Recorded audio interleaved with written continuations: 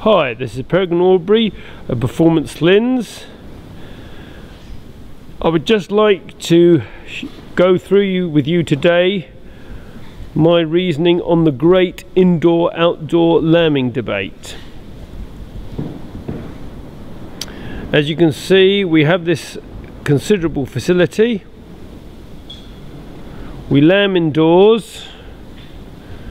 The shed is in holding mode at the moment, just to hold the maximum number of sheep and give the ground a rest.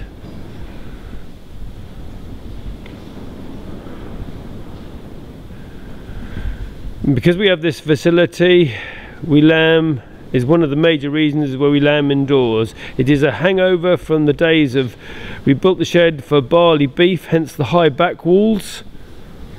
When they took away the headage payment, we stopped doing that, and that's the time we got more serious into sheep breeding. I spent some time looking at positive alternative uses for the shed, non-agricultural as well as agricultural, and given the bad location in terms of road size and the likelihood of the local planning authorities being helpful, which is pretty low, I came to the conclusion my best bet was to use these facilities as a lambing shed and allow us to do the sheep breeding to even, to a higher level. We are in an area of high predation. We're near to the coast. We get a lot of predation problems from foxes, black-backed seagulls, ravens, carrion crows and magpies.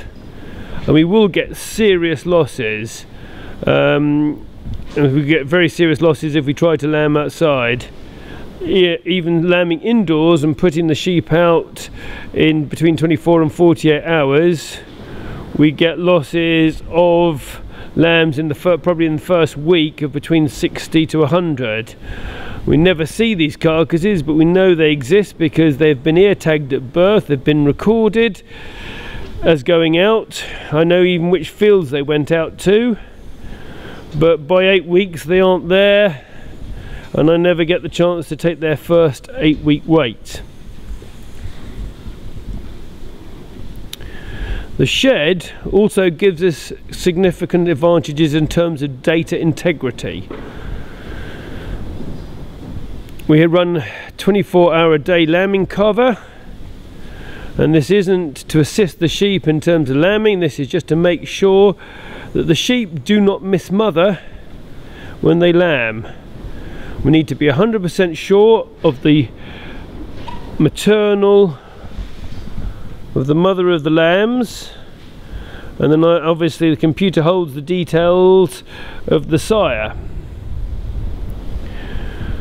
The New Zealanders found, when they looked at their early work on genomics and did a load of data testing a load of genomes on their training population, found out that in their SIL recorded flocks, which are their elite flocks, in a 100% outdoor lambing situation, they had inaccuracies of 9% in terms of parentage.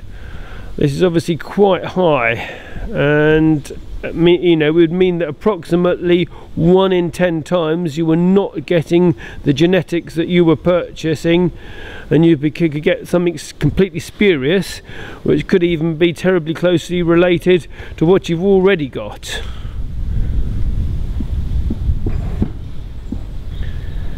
Also, having these sheep indoors now, because these sheep came in just before Christmas and winter shorn, and they won't start lambing till March, it allows us to give the pastures a rest, which means that we can actually have more sheep on the farm than we otherwise might be able to.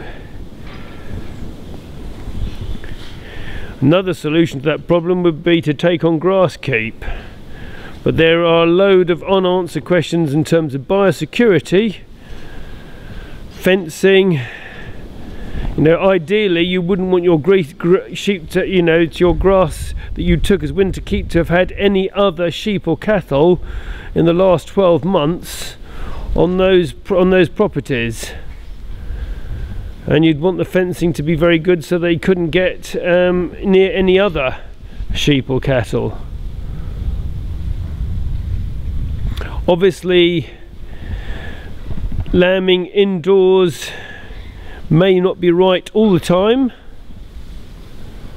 It is still quite possible in this days of Brexit that things may change. If the economic climate became hard enough, I might have to look at moving the lambing operation outdoors.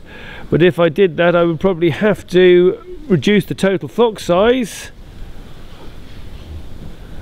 and that would obviously not be to my advantage in making genetic progress. Genetic progress is a numbers game, and the best way to make progress is to have a large flock. The idea is you select the best, bring a lot of genes in, keep having a rapid changeover, and that gives you your genetic progress. Anyway, thank you very much indeed for watching.